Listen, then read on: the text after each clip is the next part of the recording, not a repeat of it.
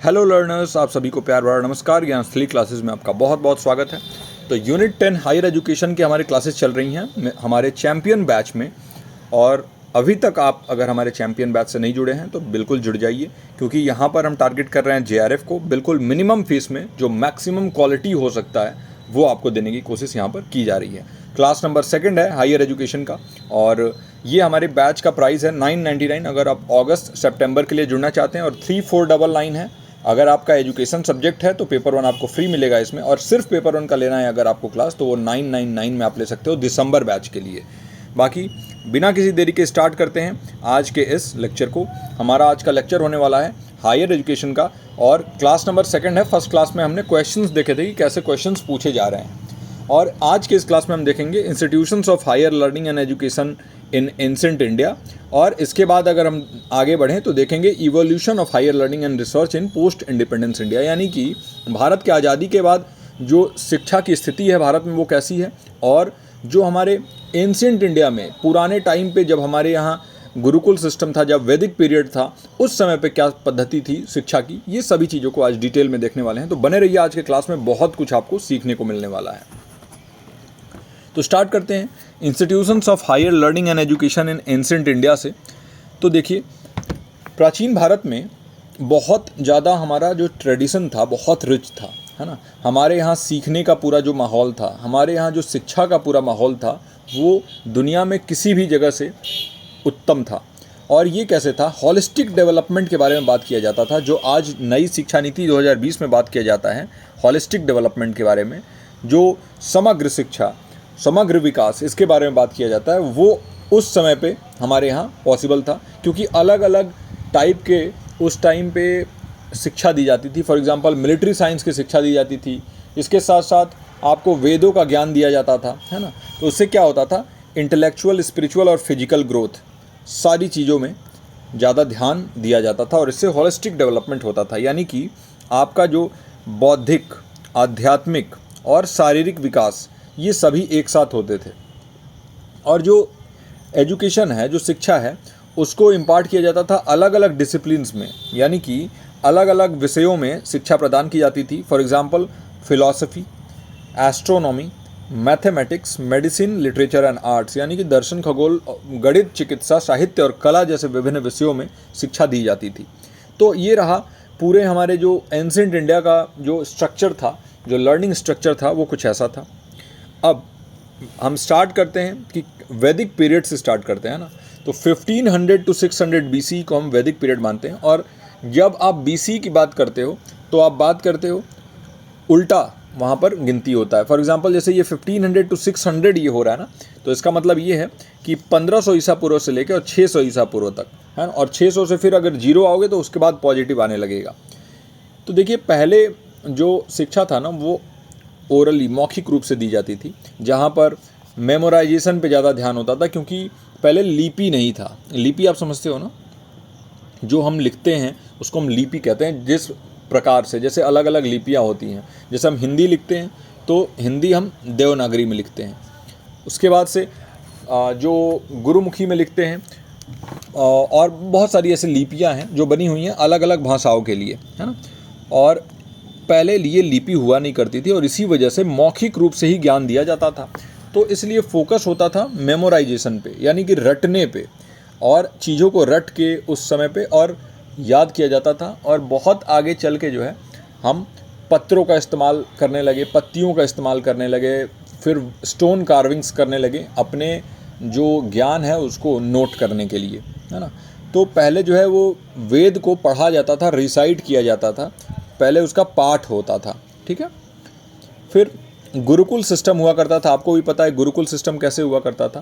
पहले जो स्टूडेंट्स थे, जो डिसाइपल्स थे, वो चले जाते थे अपने गुरु के यहाँ, और वहाँ पर उनके गुरु और उनके गुरु माँ, वो एक रेजिडेंशियल व्यवस्था था। यानी कि जिस तरीके से आज हॉस्टल्स का सुविधा है ना, वैसा ही वो सुविधा था, लेकिन वहाँ पर गुरु को भगवान से भी ऊपर दर्जा दिया जाता था। यानी जो गुरु कहेंगे वही सही माना जाता था। और ऐसा आज की डेट में देखने को नहीं मिलता है, लेकिन उस समय पे ये सुविधा थी। तो जो स्टूडेंट्स हैं वो अपने टीचर्स के साथ रहते थे, यानी अपने गुरुज के साथ, और अलग अलग सब्जेक्ट्स जो है वो सीखते थे। बहुत ही उनके पर्सनल रिलेशंस बहुत क्लोज थे, यानी कि एक परिवार की तरह रह के सारे स्टूडेंट्स और इसके साथ साथ जो गुरु थे वो आपस में एक परिवार की तरह रखे और शिक्षा को प्रदान किया जाता था, वहाँ आदान प्रदान होता था। फिर अगर हम बात करें विषय की, सब्जेक्ट्स की, तो उस समय पे अलग अलग जैसे वैदिक लिटरेचर था, मिलिट्री साइंस था, रिचुअल्स था, ग्रामर था, लॉजिक था, मैथमेटिक्स था, एस्ट्रोनॉमी था, फिर एथिक्स था। यानी कि नैतिक, देखिए नैतिक मूल्य का बहुत ज़्यादा जोर था उस समय पे। उसके अलावा खगोल विज्ञान, गणित, तर्कशास्त्र, व्याकरण, अनुष्ठान और वैदिक साहित्य, इस पे ये सारे सब्जेक्ट्स जो है वो काफ़ी प्रोमिनेंट थे, काफ़ी ज़्यादा उस समय पे फेमस सब्जेक्ट्स हुआ करते थे। फिर हम आगे बढ़ते हैं तो 1500 टू 600 हमने देखा BC। फिर आगे पोस्ट वैदिक पीरियड, यानी ये वैदिक पीरियड इसको हम कहते हैं, है ना। इसके बाद जो है वो वैदिक पीरियड के बाद वाला जो समय था जिसे हम पोस्ट वैदिक पीरियड कह रहे हैं, यहाँ पर जो फॉर्मल इंस्टीट्यूट थे ना, फॉर्मल इंस्टीट्यूशंस थे, उनका इमर्जेंस हुआ। वो जो है ना वो एक तरीके से उभरने लगे। फॉर एग्ज़ाम्पल जैसे तक्षशिला यूनिवर्सिटी, है ना, ये जो आज का पाकिस्तान है ना वहाँ पर ये हुआ करता था। और ये one of the earliest known universities है जो कि 6th सेंचुरी BC में, 6th सेंचुरी ईसा पूर्व, है ना, में इसको फॉर्म किया गया था। और इसमें देखिए इससे क्वेश्चंस बार बार पूछे भी जाते हैं कि तक्षशिला जो है किस चीज़ के लिए फेमस था, मैच द फॉलोइंग भी आ जाता है। तो ये जो है मेडिसिन के लिए काफ़ी फेमस था, है ना। इसके अलावा लॉ और मिलिट्री साइंस, आर्ट्स और क्राफ्ट्स के लिए था, लेकिन मेनली ये मेडिसिन के लिए फेमस हुआ करता था। चिकित्सा विज्ञान जो है यहाँ पर बहुत फेमस था, याद रखिएगा। और ये वर्तमान पाकिस्तान में स्थित है और ये सबसे शुरुआती विश्वविद्यालयों में से एक। आगे हम विक्रमशिला को देखेंगे। तो विक्रमशिला इसे फाउंड किया गया था, इसको जो है शुरू किया गया था लेट 8th और अर्ली 9th सेंचुरी में किंग धर्मपाल द्वारा, है ना, विक्रमशिला। और इसका फोकस था तांत्रिक बुद्धिज़्म पे। याद रखिएगा ये सारी चीज़ें, ये डायरेक्टली क्वेश्चंस पूछे हुए हैं आपके एग्जामिनेशन में। और इस बार जो है आप CBT मोड में एग्ज़ाम दे रहे हो तो बिल्कुल ये क्वेश्चंस बनते ही हैं। तो तांत्रिक बुद्धिज़्म जो है ना उसमें इसका पूरा का पूरा फोकस था विक्रमशिला का। और ये दूसरे सब्जेक्ट्स में भी यहाँ पर आप पढ़ाई कर सकते थे, दूसरे सब्जेक्ट्स में भी आप एक्सेलेंस वहाँ पर हासिल कर सकते थे, लेकिन मेनली इसका फोकस तांत्रिक विद्या पे था, ठीक है। फिर वल्लभी, तो वल्लभी जो था वो गुजरात, जो आज का गुजरात है वहाँ पर स्थित था। और ये 6 से 12वीं शताब्दी, 6th to 12th सेंचुरी में ये बहुत ज़्यादा फ्लरिश हुआ। और इसको जाना जाता था किस चीज़ के लिए, बौद्ध अध्ययन, बुद्धिस्ट स्टडीज़ के लिए। और इसके अलावा अन्य विषयों में भी जो है यहाँ पर महारत हासिल किया जाता था, लेकिन मेनली बुद्धिस्ट स्टडीज़ के लिए इसको जाना जाता था। याद रखिएगा, जो ये मैं यहाँ पर ऐसे मार्क किया हूँ इस चीज़ को बिल्कुल याद रखिएगा। फिर दूसरे सेंटर ऑफ लर्निंग को देखते हैं। और भी बहुत सारे सेंटर्स ऑफ लर्निंग हुए ना, जैसे कांची, जो कांचीपुरम में था, तो इसको टेम्पल यूनिवर्सिटीज़ के तौर पे जाना जाता है ना। यहाँ पर बहुत सारे मंदिर जो है उनका निर्माण था। कांचीपुरम या फिर कांची, आपने नाम सुना होगा, मंदिर बहुत ज़्यादा हैं वहाँ पे। और एक सेकंड, इसका एम्फेसिस था वैदिक स्टडीज़, ओके। तो वैदिक स्टडीज़ और फिलॉसफी और टेम्पल आर्किटेक्चर इस पे जोर था, है ना। तो जो कांची था इसमें हम वैदिक अध्ययन, दर्शन और मंदिर वास्तुकला पर हम जोर देते थे। यहाँ पर उसकी ही यहाँ पर पढ़ाई होती थी। और टेम्पल आर्किटेक्चर से आज भी माना जाता है कि जो कांची का जो टेम्पल आर्किटेक्चर है वो one of the best in the world है ना। फिर मिथिला, नाम सुना होगा आपने, ये एक बहुत इंपॉर्टेंट सेंटर ऑफ लर्निंग था। न्याय फिलॉसफी आपने सुना होगा ना। तो न्याय यानी लॉजिक जिसे हम कहते हैं, तो न्याय के लिए और तर्कशास्त्र यानी डिबेट के लिए बहुत फेमस था मिथिला। इसके बाद हम देखते हैं आगे उज्जैन। तो आज का जो मध्य प्रदेश है, प्रेजेंट डे मध्य प्रदेश, वहाँ पर ये उज्जैन जो है वो सेंटर ऑफ लर्निंग हुआ करता था। आज उज्जैन एक सिटी है वहाँ पर, जहाँ पर महाकाल का मंदिर है, लेकिन वो एक बहुत इम्पॉर्टेंट सेंटर हुआ करता था लर्निंग का एंशिएंट इंडिया में भी। यानी कि हमारे जो प्राचीन भारत में जो भी शिक्षा था उसमें एक बहुत ही महत्वपूर्ण भूमिका था इसका, उज्जैन का। इसको एस्ट्रोनॉमी यानी कि खगोल विज्ञान, मैथमेटिक्स यानी गणित और फिलॉसफी यानी दर्शन के लिए बहुत ज़्यादा इम्पॉर्टेंट जगह माना जाता था, है ना। और ये जो सिटी था ना, इसको बड़े बड़े यहाँ पे स्कॉलर्स हुए और एक उन्हीं में से एक स्कॉलर हुए वराहमिहिर, है ना। तो वराहमिहिर के लिए बहुत ये प्रसिद्ध था। वराहमिहिर कौन थे, मैं इनके बारे में भी आपको यहाँ पे बता देता हूँ, है ना। तो वराहमिहिर कौन थे, इनके बारे में भी एक बार हम अच्छे से समझ लेते हैं। तो वराहमिहिर जो थे वो एक बहुत ही इम्पॉर्टेंट इंडियन एस्ट्रोनॉमर, मैथमेटिशियन और एस्ट्रोलॉजर थे, जो कि गुप्ता पीरियड में रहते थे, 6th सेंचुरी CE, है ना। 6th सेंचुरी CE में, गुप्ता पीरियड में ये रहते थे। और नवरत्न का आपने नाम सुना होगा, 9 जेवल्स, है ना। जो विक्रमादित्य के जो बहुत इम्पॉर्टेंट किंग थे विक्रमादित्य, उनके 9 रत्न हुआ करते थे और उनके 9 रत्नों में से एक थे ये, है ना। वराहमिहिर जो है उनके 9 रत्नों में से एक थे और इनको जाना जाता था, इनका एक एनसाइक्लोपीडिक वर्क था बृहत समित या फिर बृहत संहिता, उसके लिए इनको जाना जाता था, जिसमें इन्होंने एस्ट्रोनॉमी, एस्ट्रोलॉजी, जियोग्राफी और मेटीरियोलॉजी जैसे सब्जेक्ट्स को कवर किया था उस समय पे, सोचिए।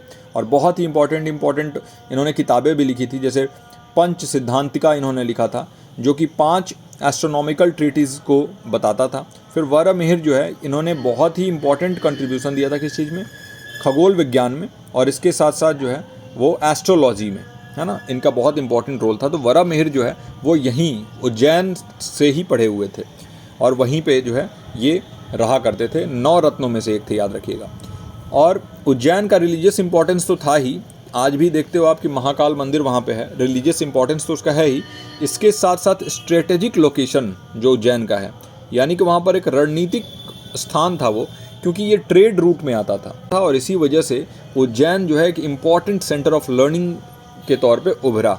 और यहाँ पर बहुत ही इम्पॉर्टेंट जो फिलोसोफर्स, बहुत ही इम्पॉर्टेंट यहाँ पर एजुकेशनिस्ट जो है यहाँ से निकले, और जो कि उज्जैन को सेंटर ऑफ लर्निंग के तौर पे इन्होंने ही उभारा, है ना। आगे बढ़ते हैं। तो अब देखते हैं evolution of higher learning and research in post independence India, यानी स्वतंत्रता के बाद भारत में जो उच्च शिक्षा है और अनुसंधान है उसका विकास कैसे हुआ, इसको अब समझते हैं। एंशिएंट इंडिया को हमने देख लिया, और जो हमारा ये एग्ज़ाम हुआ था जून वाला जो अभी कैंसिल हुआ है, उसमें एंशिएंट इंडिया के इंस्टीट्यूशन से एक भी क्वेश्चन नहीं पूछा था। तो मुझे लगता है कि इस बार वाले एग्ज़ाम में आ सकता है क्वेश्चन एंशिएंट इंडिया से। अब देखते हैं हम पोस्ट इंडिपेंडेंस इंडिया वाला जो पार्ट है, इसको हम कवर करते हैं। तो देखिए, आज़ादी के बाद जो है ना, वो भारत का पूरा ध्यान किस चीज़ पे था, एक रोबस्ट हायर एजुकेशन सिस्टम को रेडी करना, है ना, जो कि हमारा सामाजिक और आर्थिक विकास जो है वो कर पाए। हमारा हायर एजुकेशन जो है वो ऐसा हो कि हम वर्ल्ड से कम्पीट कर पाएँ। और चूँकि हमारे वर्नाकुलर स्टडीज़ जो थे, जो हमारे लोकल लैंग्वेज में स्टडीज़ हुआ करते थे, उसको पूरी तरीके से ध्वस्त किया था अंग्रेज़ों ने। और हमारे जो पुराने सिस्टम, पुरानी पद्धतियाँ हुआ करती थी, जो हमारे यहाँ फ़ारसी, हिंदी, संस्कृत, इसका पूरा का पूरा पढ़ाई हुआ करता था, उसको इन्होंने बर्बाद करके रख दिया था। तो उसके बाद से हमें एक ग्लोबल स्तर पे अपना पहचान बनाने के लिए हमें बहुत ज़्यादा इम्पॉर्टेंट काम करने की ज़रूरत थी। और वो क्या था, हमें नए सेंटर ऑफ लर्निंग बनाना, हमें नए नए यूनिवर्सिटीज़ फॉर्म करना, हमें अपने इंडिया के हिसाब से अपने हायर एजुकेशन को शेप देना, ये बहुत इंपॉर्टेंट था। इसी से हमारा सोशियो इकोनॉमिक डेवलपमेंट भी हो पाता। इसीलिए जोर दिया गया साइंस पे यानी विज्ञान पे, टेक्नोलॉजी यानी प्रौद्योगिकी पे, और रिसर्च यानी अनुसंधान पे, ताकि नवाचार हो सके, इनोवेशन हो सके। इनोवेशन होगा, नई नई टेक्नोलॉजीज आएंगी, हमारे लर्निंग के सेंटर्स हैं वो और बेहतर बनेंगे, और ग्रोथ होगा, पूरे का पूरा इकोनॉमी का ग्रोथ होगा। ये रहा आपका इंडिपेंडेंस के बाद कैसे हम आगे बढ़ें। और अब हम देखते हैं 1947 टू 1960, ये फाउंडेशन ईयर के तौर पर जाना जाता है इसको, यानी कि एक तरीके से देखें तो ये स्थापना वर्ष था। उच्च शिक्षा और अनुसंधान को बढ़ावा देने के लिए प्रमुख संस्थानों की स्थापना की गई इस समय पे। तो देखिए, इस समय पे अलग अलग कमीशंस, अलग अलग बॉडीज़, स्टैट्यूटरी बॉडीज़ बने, ऑटोनोमस ऑर्गेनाइजेशंस बनाए गए, जैसे यूजीसी, विश्वविद्यालय अनुदान आयोग बनाया गया, यूजीसी 1953, और एग्जैक्टली पूछे तो 28 दिसंबर 1953 को। और ये उच्च शिक्षा के मानकों के समन्वय और रख रखाव के लिए स्थापित किया गया इसको।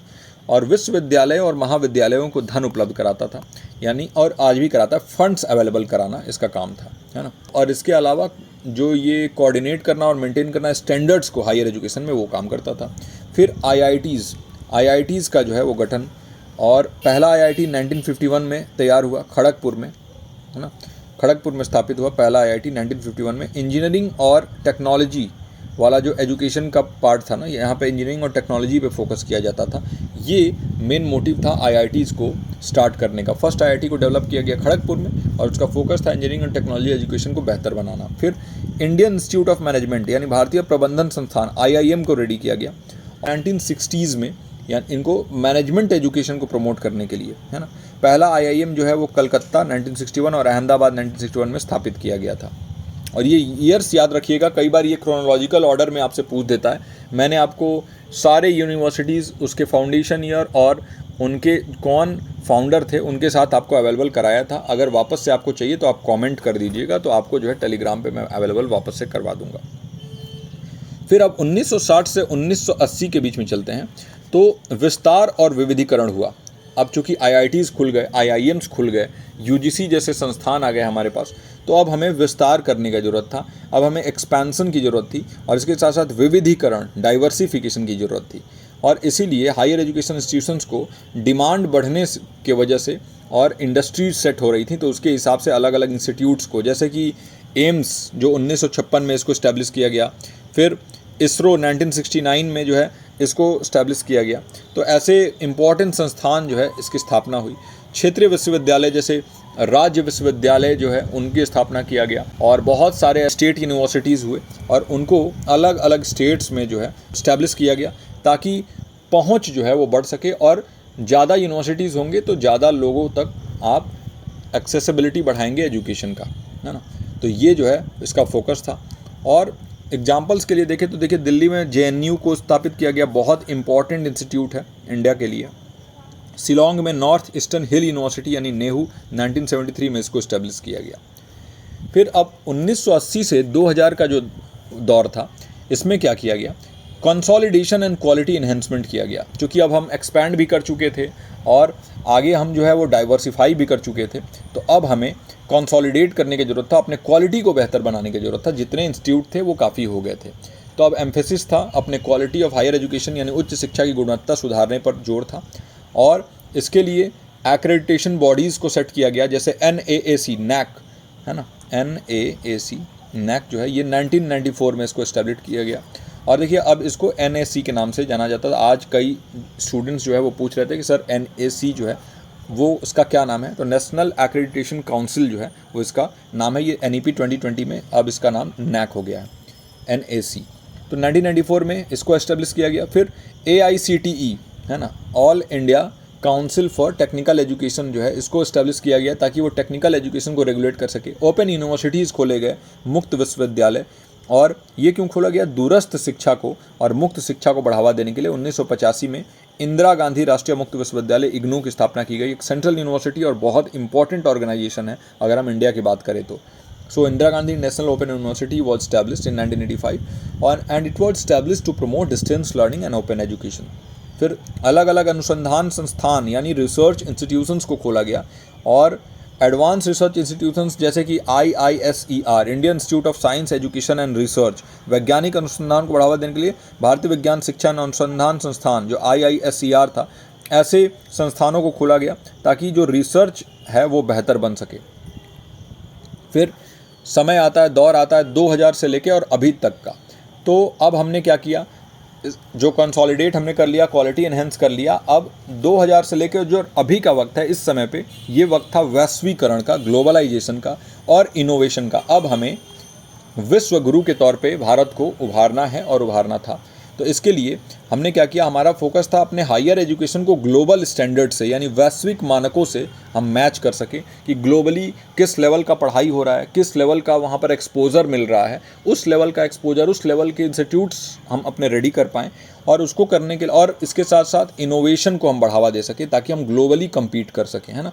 इंडिया में हम काफ़ी अब ग्रो कर चुके थे, अब हमें ग्लोबल लेवल पे अपने आप को साबित करना था। इसीलिए हमने नेशनल इंस्टीट्यूशनल रैंकिंग फ्रेमवर्क यानी राष्ट्रीय संस्थागत रैंकिंग फ्रेमवर्क NIRF इसको हमने स्टैब्लिश किया। 2015 में इसको लॉन्च किया गया था। इंस्टीट्यूट्स को रैंक करने के लिए उनके अलग अलग पैरामीटर्स जैसे कि टीचिंग हो गया, रिसर्च हो गया, लर्निंग आउटकम्स हो गया, तो इनमें यानी शिक्षण, अनुसंधान और सीखने के परिणामों जैसे विभिन्न मापदंडों के आधार पर संस्थानों को रैंक करने के लिए।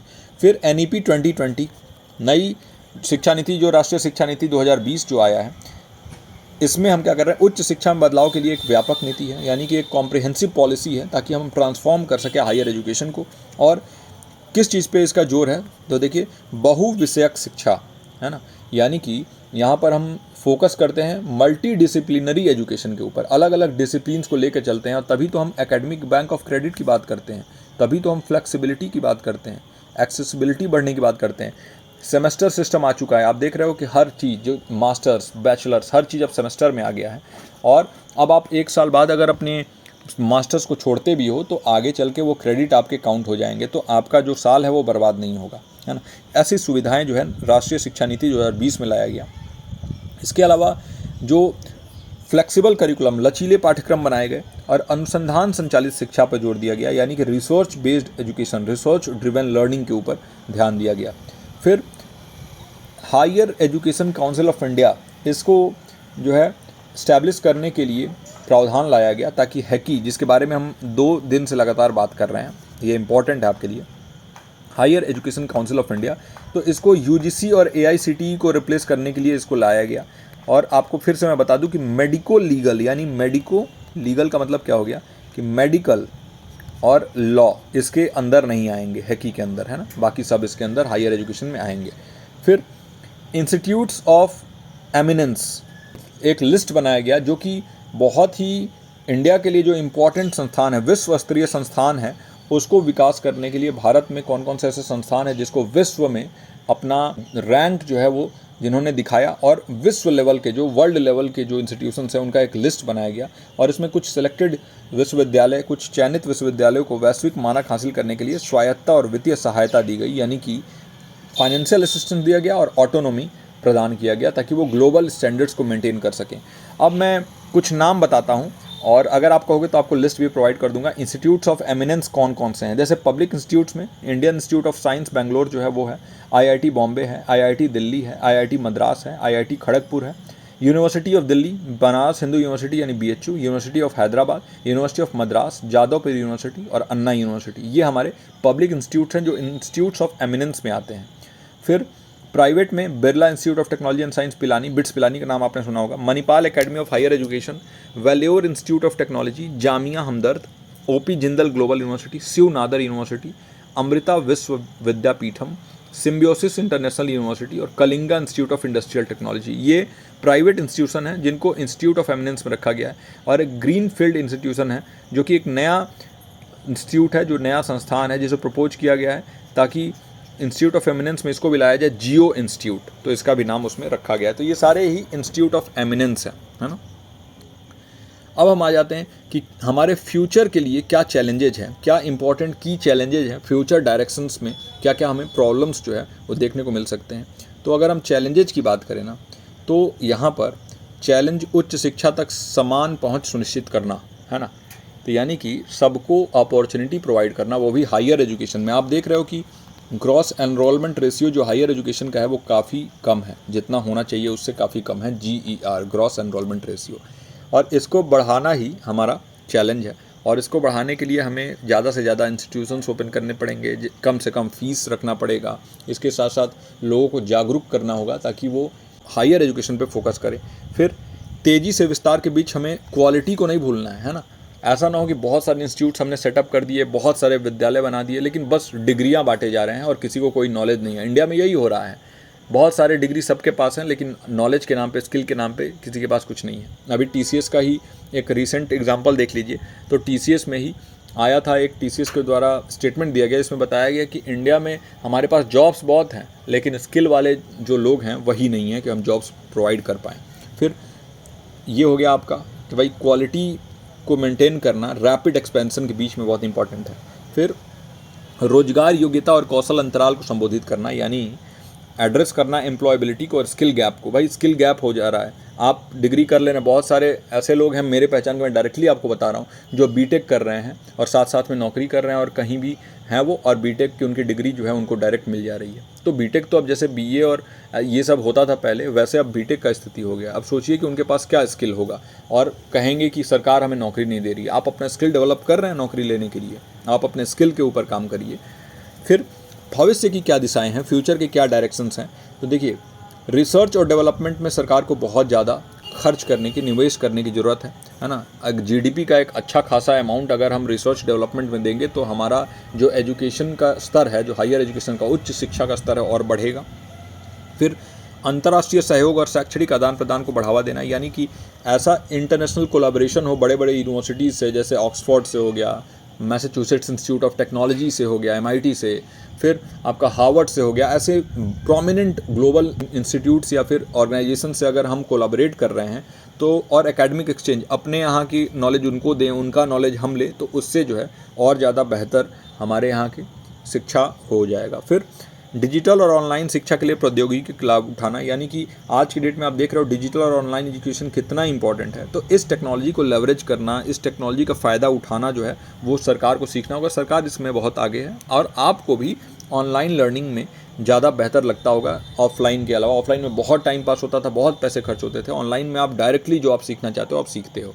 फिर व्यवहारिक शिक्षा, यानी कि एक तरीके से आप देखोगे तो प्रैक्टिकल और अप्लाइड, जिस चीज़ को आप जो है वो एक्सपीरियंस में ला, अनुभव जनित शिक्षा जिसे हम कहते हैं, तो व्यवहारिक और अनुभव जनित शिक्षा वो इम्पॉर्टेंट है। और उसके लिए उद्योग अकादमिक संबंधों को बढ़ाना, यानी कि इंडस्ट्री और एकेडमिया। एक चीज़ याद रखिए कि भाई इंडस्ट्री और एकेडमिया। फॉर एग्जांपल, जैसे मैं अपना एक एग्जांपल देता हूँ, जब मैं BBA करता था तो उस टाइम पे हमारा इंडस्ट्रियल विजिट हुआ करता था, और पास में ही हमारे पार्ले जी का फैक्ट्री था। तो पार्ले जी की फैक्ट्री में हमें विजिट कराया गया और हमें पूरा का पूरा चेन दिखाया गया कि कैसे रॉ मटेरियल से लेकर फिनिश्ड गुड तक, और कैसे पैकिंग होता है, पैकिंग से फिर शिपिंग कैसे होता है, शिपिंग से कैसे हम एक जोन में भेजते हैं, जोन से होलसेलर लेता है, होलसेलर से रिटेलर लेता है, रिटेलर से जो है वो कस्टमर लेता है, कस्टमर से कंज्यूमर के पास जाता है। कस्टमर और कंज्यूमर में भी डिफरेंस है। तो कस्टमर कौन होता है? जैसे आप सामान खरीद रहे हो तो आप कस्टमर हो, और जो सामान खा रहा है, आप खरीद के खुद खा रहे हो तो आप कस्टमर और कंज्यूमर दोनों हुए। लेकिन फॉर एग्जांपल आप अपने मम्मी के लिए कुछ लेके जा रहे हो, आपकी मम्मी जो है वो खा रही हैं उस चीज़ को, तो वो कंज्यूमर हुई और आप कस्टमर हुए। समझ गए? तो ये सारी चीज़ें कि कैसे हम इंडस्ट्री को, जैसे पार्ले जी जो था वो इंडस्ट्री था, और एकेडमिया जो है हमारा पढ़ाई, जो हम शिक्षा लेते थे वो एकेडमिया है, और कैसे वो दोनों जुड़े, इंडस्ट्री और एकेडमिया। और ये जुड़ के हमें ऐसा एक्सपीरियंस दिया कि मैं आज तक नहीं भूल पाया हूँ, जब हम लोग विजिट किया करते थे ऐसे इंस्टीट्यूट्स में, ऐसे ऑर्गेनाइजेशंस में, और ऐसे जो है इंडस्ट्रीज़ में कोलैबोरेशन बहुत इंपॉर्टेंट होता है।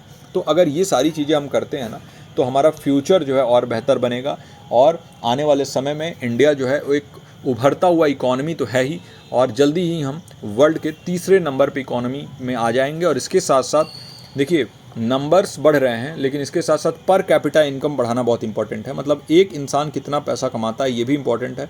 और जो इनकम डिस्पैरिटी है, मतलब अमीर और ज़्यादा अमीर होते जा रहे हैं, गरीब और ज़्यादा गरीब, तो ये गैप जो है ये कम करना इंडिया के लिए जरूरी है। और ये गैप अगर आप कम करना चाहते हो तो आपको हायर एजुकेशन में कुछ ना कुछ स्किल जो है वो गेन करना होगा, ना कि सरकार के ऊपर भरोसे बैठना होगा कि आप सरकारी नौकरी करोगे। आपको ज़रूर कुछ ना कुछ प्राइवेट भी करना होगा, अपने तौर पे कुछ करना होगा, तभी जाके आप सक्सेसफुली अपने भारत को एक विकास की राह पर देख सकते हैं और भारत को आगे बढ़ा सकते हैं। तो ये था हमारा आज का जो पूरा का पूरा लेक्चर था। आई होप कि ये आपको पसंद आया हो।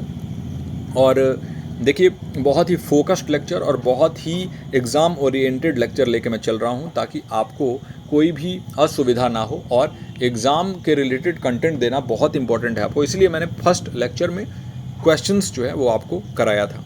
तो आई होप कि आज के इस लेक्चर में आपको बहुत अच्छा लगा हो।